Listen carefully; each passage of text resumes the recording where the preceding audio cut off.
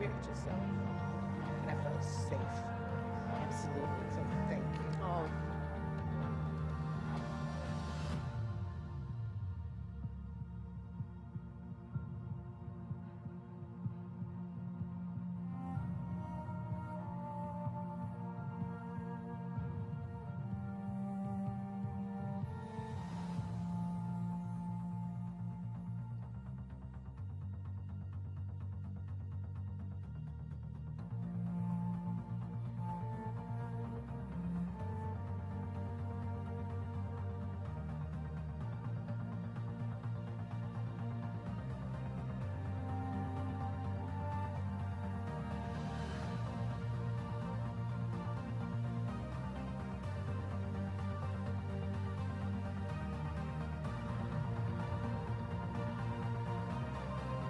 Yeah, I don't know if he's gonna be, he didn't tell me he was.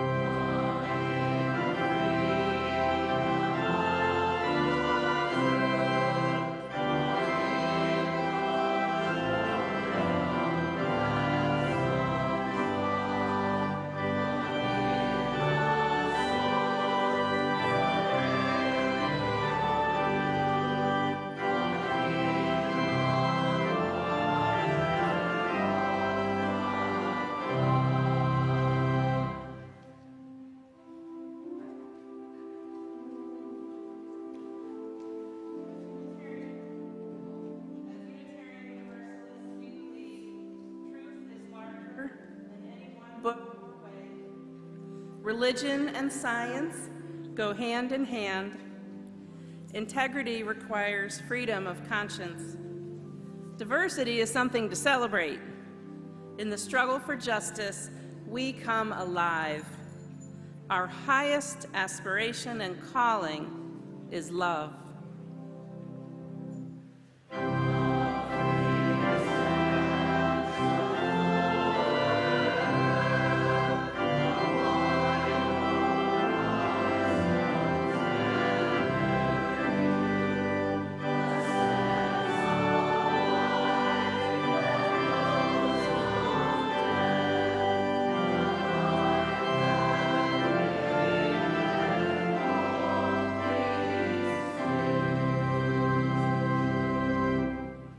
Whoever you are, whomever you love, whatever path you are on, you are welcome here. Please sit down.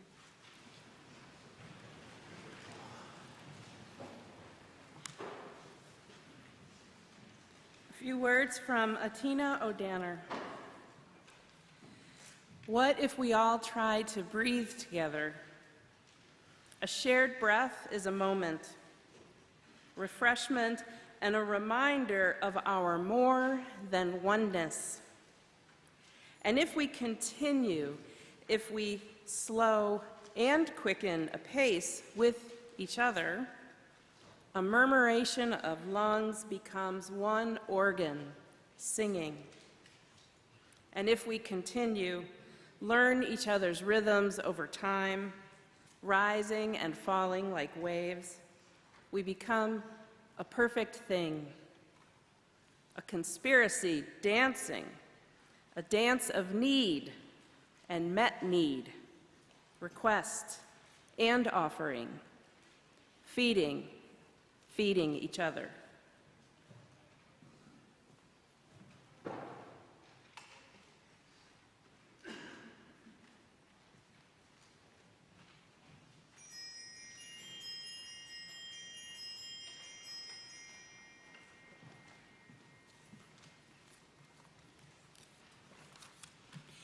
Again, welcome to West Shore Unitarian Universalist Church.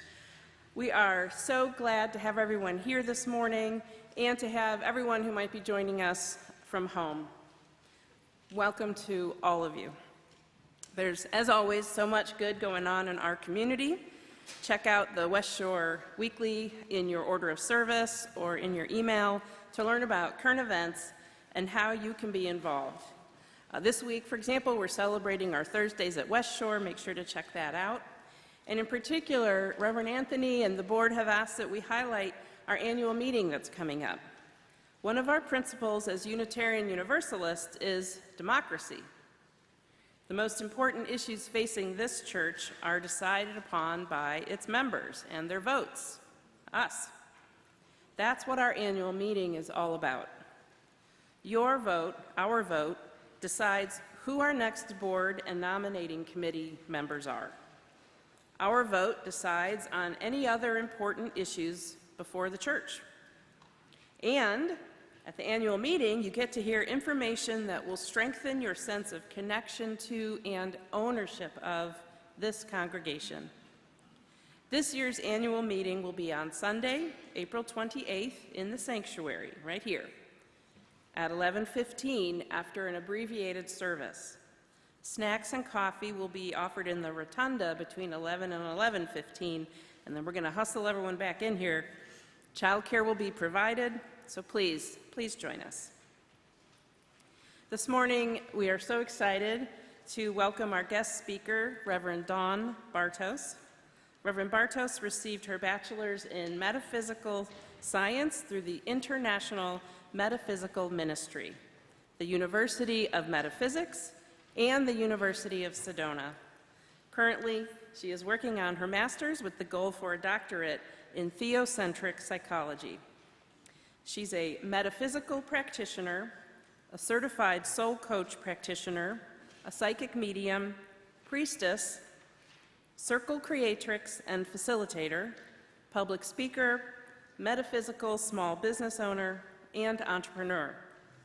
She is a mentor, teacher, and spiritual guide to the beautiful souls in the Northeast Ohio pagan and spiritual communities, with the inclusion of those nationally and abroad. Welcome, Reverend Bartos.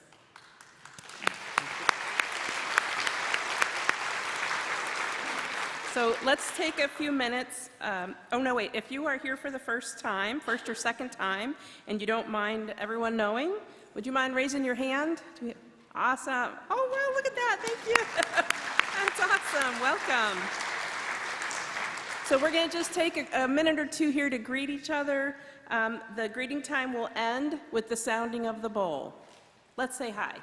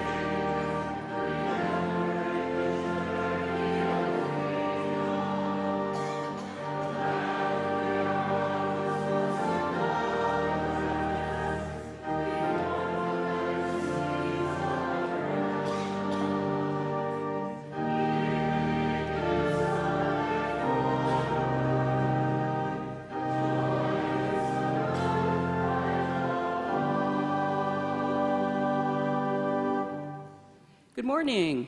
Hey, Suzanne, what do we do with these goofy-looking eclipse glasses? Well, it's interesting because I was looking online and there is a group called Astronomers Without Borders. And we're collecting their glasses, they're going to vent them, and then they're going to send them to South America, Africa, so people that are over there, when there's an eclipse, they will be able to watch it safely. So please look for the box and recycle your glasses. What a great idea. I'm glad you thought of that. Hey, Suzanne, do you know what the difference is between a Canadian oil mogul and an American one? I don't. Oh, I didn't think she would. The Canadian apologizes for destroying the environment. But we all know that this beautiful earth is no laughing matter, and saving it is what we should all be doing, apologizing and then getting busy to make a difference. And that's what EarthFest is all about. Connecting, educating, and inspiring us to be better stewards of this uniquely beautiful planet. We are becoming known as the church who hosts EarthFest, and we hope this year will be even more successful than last year. We are so excited to introduce two people to you. The first one is Judy Hart, and she is Development Director of FACT Ohio. And once again, they are co-sponsoring us with EarthFest. Ms. Judy? Can everyone hear me? These microphones are always a little height. I'm so happy to be here, and FACT Ohio is so honored to be supporting EarthFest again. Just so you know, we're thrilled with the leadership here of this event and the local community involvement. I was here at EarthFest last year, and it was just fabulous. The turnout was tremendous. You know, FACT believes in the moral imperative of addressing climate change. This is really important. We need to engage faith communities and people of conscience in the interconnectedness and sacredness of the natural world around us. West Shore UU Church is doing just that and showing all of us how to educate, inspire, advocate, and organize for a just transition to renewable energy sources, sustainable practices, and policies that address climate change. Thank you very much. We wholeheartedly support you all.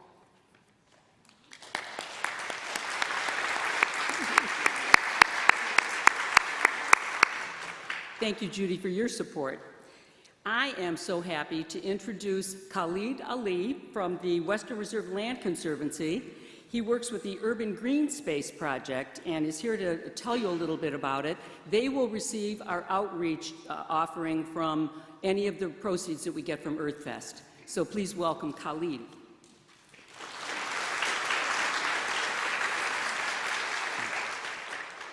Good morning, everyone. So, by show of hands, how many people have heard of the Western Reserve Land Conservancy? Okay, it's pretty popular in here. Okay, cool. So, I work in the Thriving Communities office. What that means is that we mainly focus on urban projects dealing in the core of the city of Cleveland. As you may know, there are over 30,000 vacant lots in the city of Cleveland. When it's collected, it could be like one of our third largest counties, actually, when all of the lots are added together.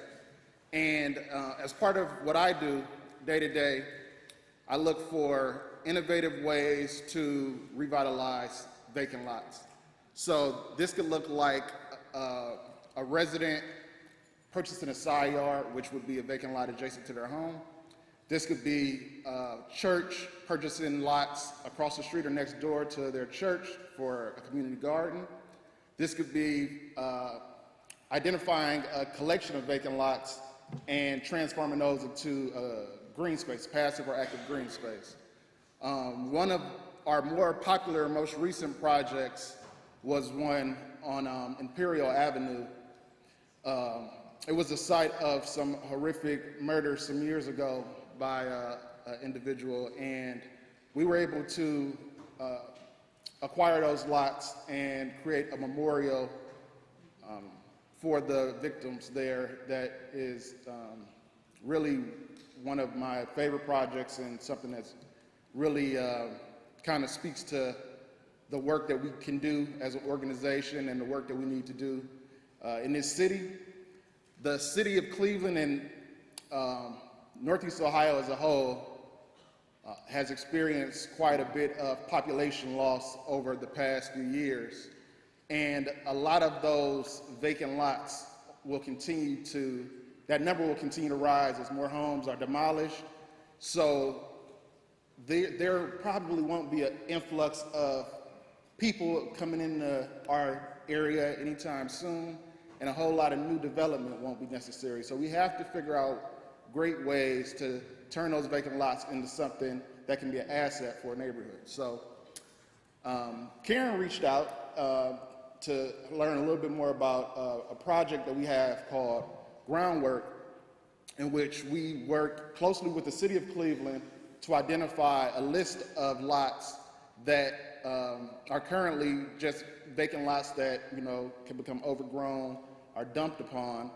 And we actually clean those lots up, cut back any overgrown vegetation, remove any debris, plant trees there. And what we've been able to see from those projects is that you pretty much eliminate illegal dumping, for one, which is a very important thing, but you also tend to turn these vacant lots that have no use and are just kind of eyesores in the neighborhood into something that's actually beautiful, useful, and becomes part of the community again. So your contributions will go towards identifying and helping lots such as that, as well as our SIAR program, which is very similar to that, except for we're working directly with a resident. So instead of the city of Cleveland owning the lot, a resident will purchase a lot and provide the care and sprucing up that lot to really make it look beautiful. And it really kind of has a reverberating effect in the neighborhood, and it really encourages other people to do similar things. So I wish I had flyers and things like that with me today, but I'll make sure I share those things with Karen so she'll be able to share some of our work and some of our photos of our projects and different things like that. And I look forward to you know, coming back again, speaking to you all, and thank you for having me this morning.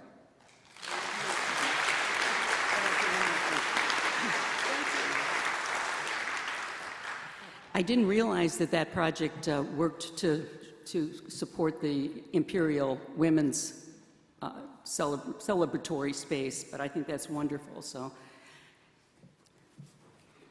Okay, this is where you guys come in. We need you to volunteer. We have had a core group of individuals working, and they're intergenerational. And so I would like the steering committee to please stand up. If you worked with us last year, please stand up.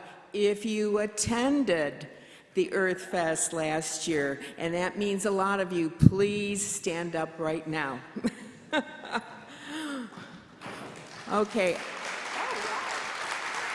I would greatly like to see these numbers doubled this year, so take flyers and spread the word.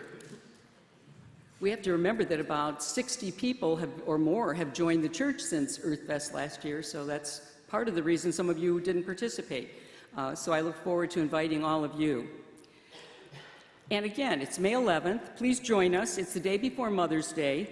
You can shop for your mom, you can celebrate your Mother Earth, and you can try out an electric bike.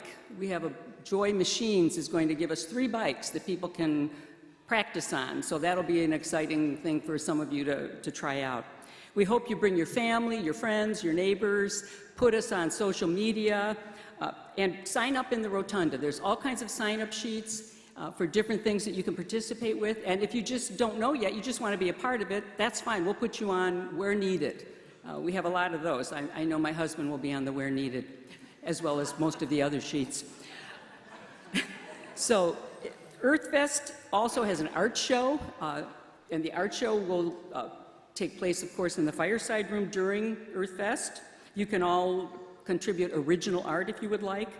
and take a role in honoring the interdependent web of life, which is our Earth. That's our 7th UU principle. There will be leaflets coming out soon that you can take to put up in coffee shops, rec centers, libraries, wherever you visit where you think people might enjoy seeing them. And EarthFest cannot happen without your time, your talent, and your support. So the offering will be gratefully received. Thank you.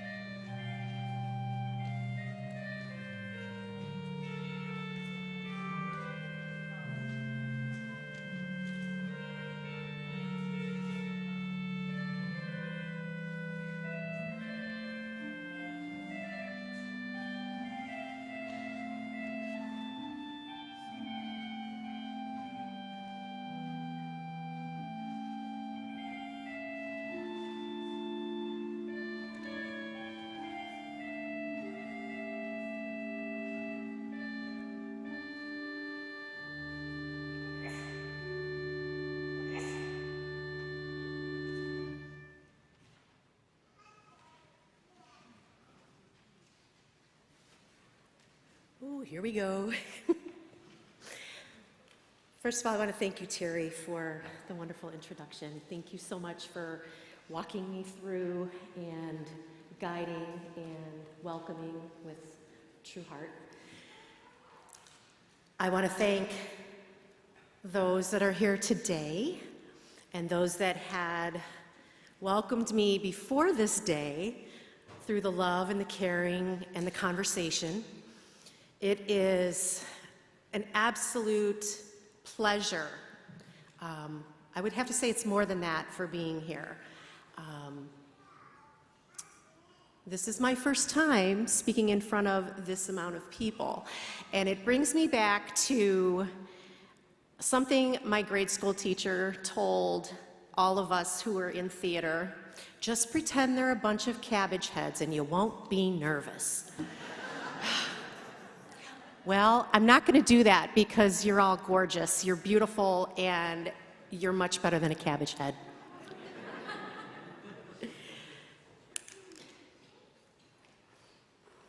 I'm going to start off with asking you if you should yourself today. Oh, I see some people going, yes. You did hear me correctly, right? I know it's a play on words. Okay. For some that do not know what that means, what is shoulding yourself? Well, it's something that we as humans do on a regular basis. It's a phrase that was coined by the psychologist Clayton Barbeau, meaning to simply put pressure on yourself to do something based on what you believe you're supposed to do and what you're supposed to be. I should do this, I should do that, I should go to work, I should stay home, I should lay on the couch, I should call my friend, I should stop obsessing over things, I should do this later, I should be more productive. So, with a show of hands, how many have should themselves today? Oh my. How about yesterday? Keep your hands up. Keep your hands up. How about yesterday? He's kind of unsure over there. He's going like this. I like that. How about this week? Oh, yeah. Listen. Oh, yeah.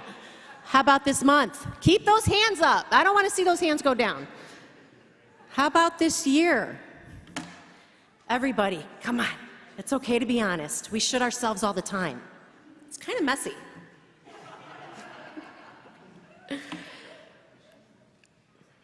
And we're all habitual shoulders. How good does shoulding yourself feel? I heard that. Whoever said that, terrible. Sometimes when we should ourselves, it's not for the reasons we think. We're going to get into a little psychology here. The definition of should is used to indicate obligation, duty, correctness, typically when criticizing actions of ourselves and others. Oh my gosh, that is just too much pressure. I personally, nope, I don't want to deal with it. And being critical. Who likes to be critical? Oh, I almost saw her hand go up. She was playing with her hair. I got you. I got you. Should is a fear-based action, and it's a fear-based responsibility. It brings about a heavy depth of emotion.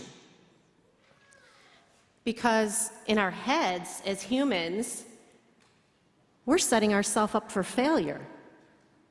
See, she agrees. I see you. And that setup process becomes an overwhelming pressure. I can feel that coming down. It's on the shoulders at this point, right? I'm sure you've all felt that.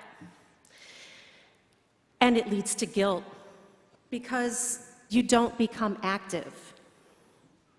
Should've, would've, could've. I know I'm guilty of that.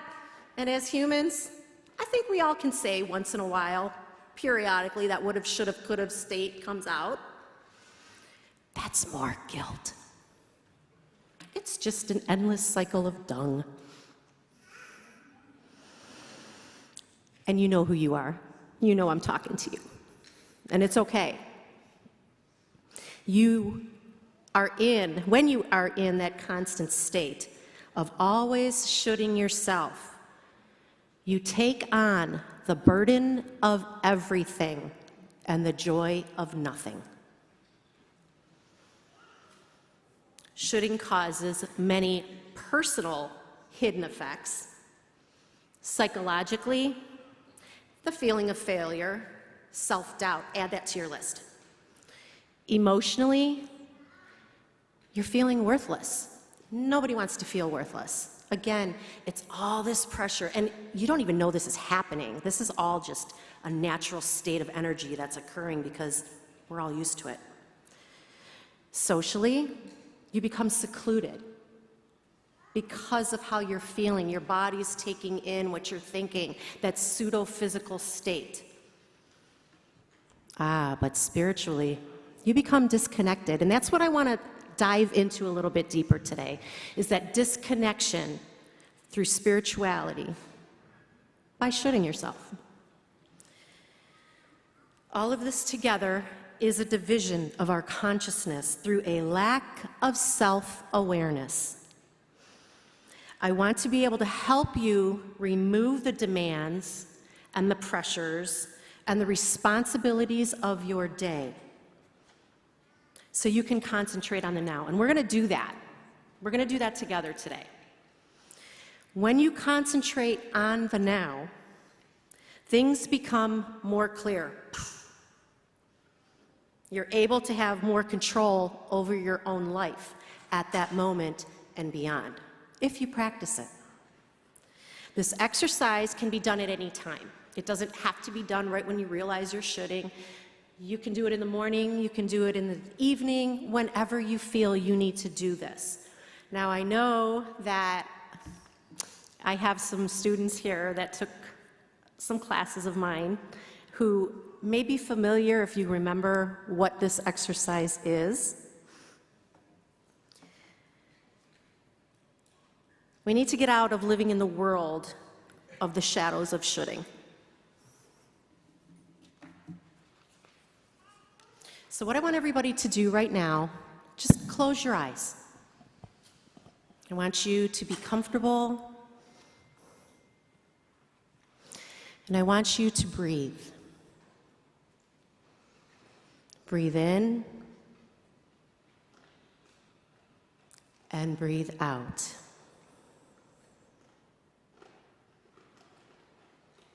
Breathe in again and breathe out. One more time, breathe in and breathe out. I want you to keep your eyes closed, if you may. And I want you to think of the past. The past is behind you. Your shoulds that you should have done are behind you. They're supposed to be gone, but they linger.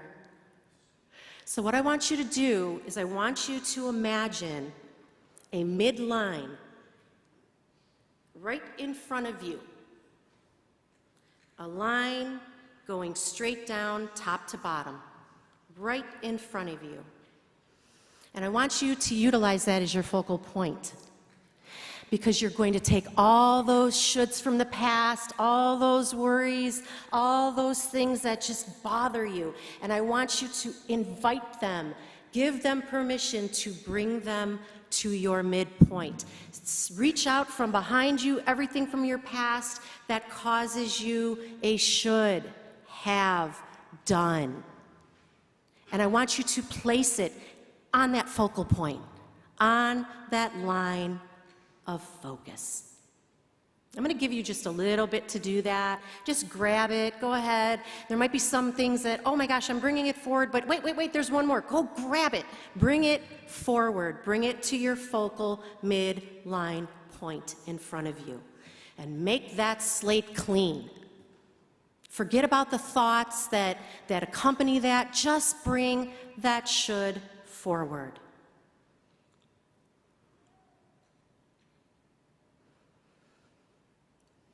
Now we're going to go to the future. Keep your eyes closed.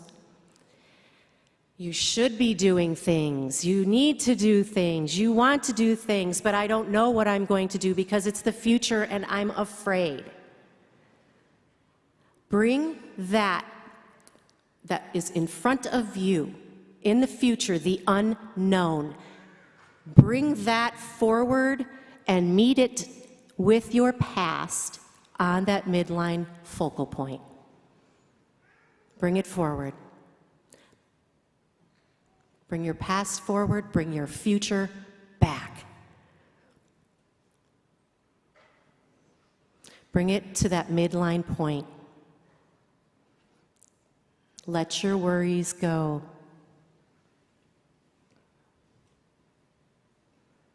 Now I want you to concentrate on how you are feeling as a spiritual body, as a human, in this very moment, with nothing to worry about, past or future.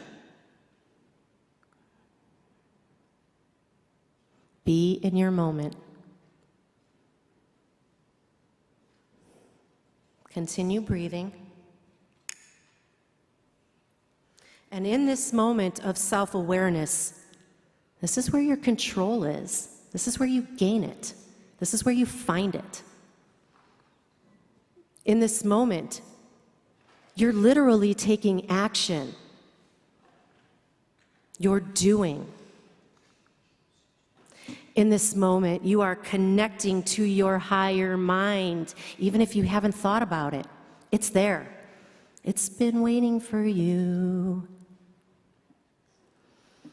And in this moment, you can have faith in yourself.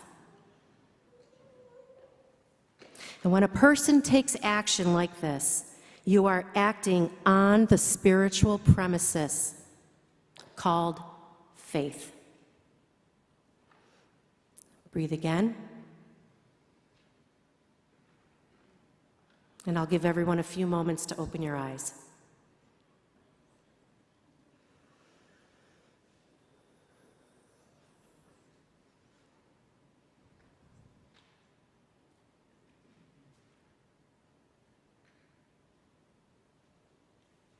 Welcome back. Again, that spiritual connection was made and you didn't even realize it. Whatever was blocking you for an excuse or a reason to not act upon your should, there's your key. Utilize it. It is here in this space that the belief of something within one's own self is recognized. Every human possesses it. In metaphysical science, it is identified as our higher mind or God mind. Within us, we all have that extra special something. Faith in your higher mind takes you beyond your self-doubt and uncertainty to the surety of putting your should into action.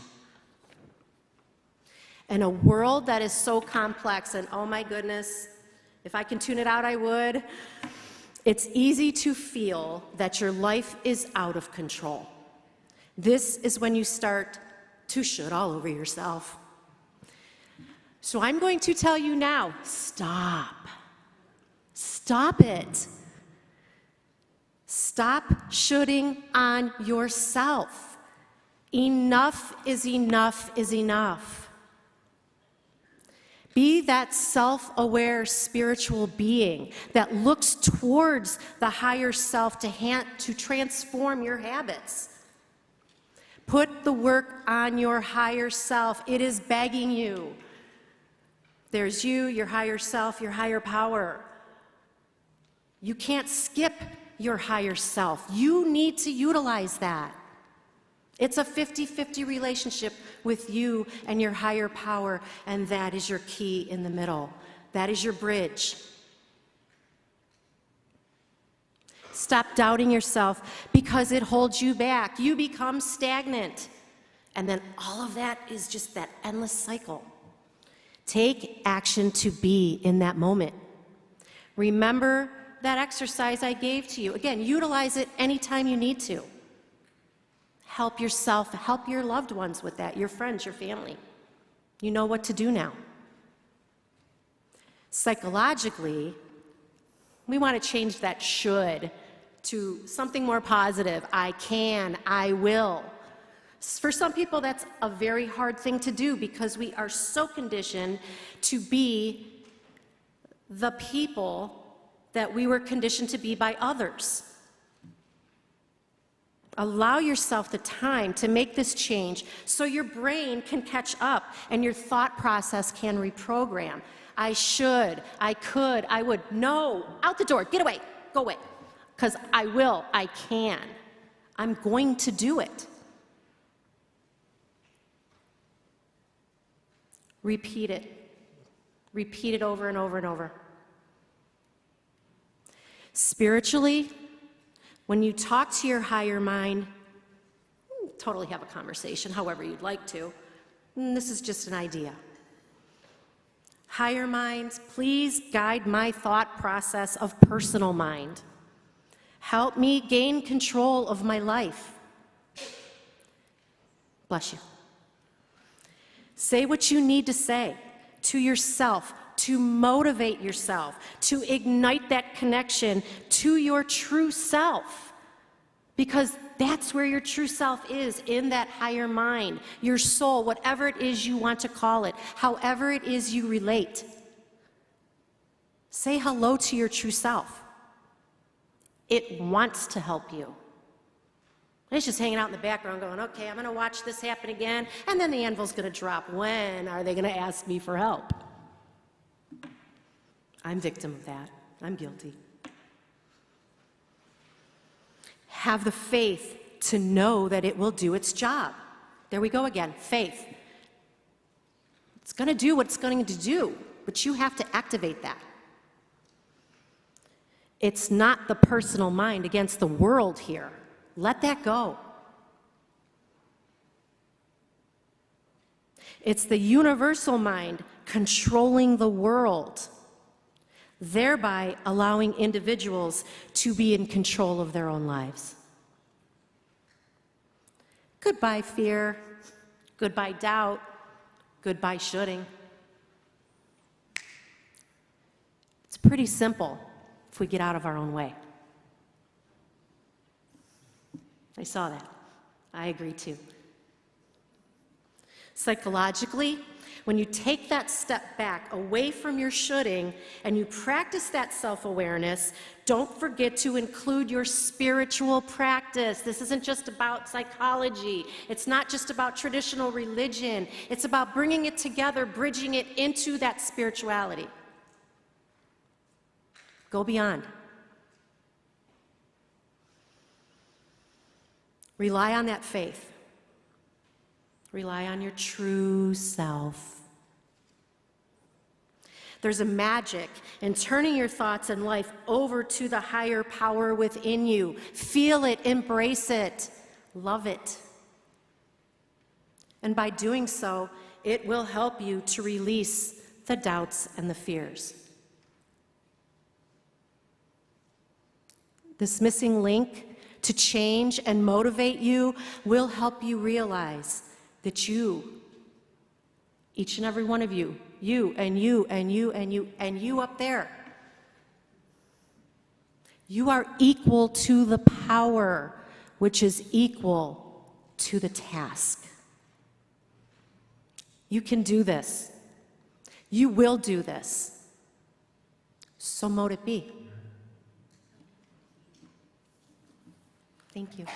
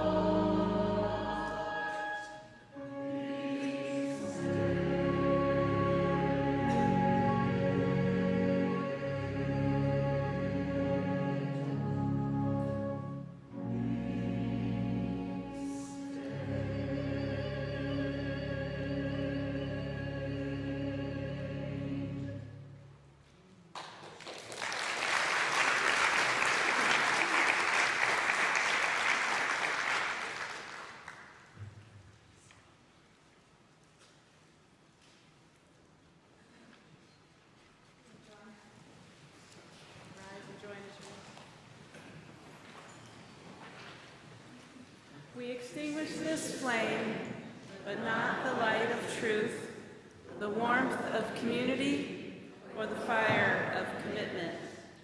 These we carry with us until we meet again.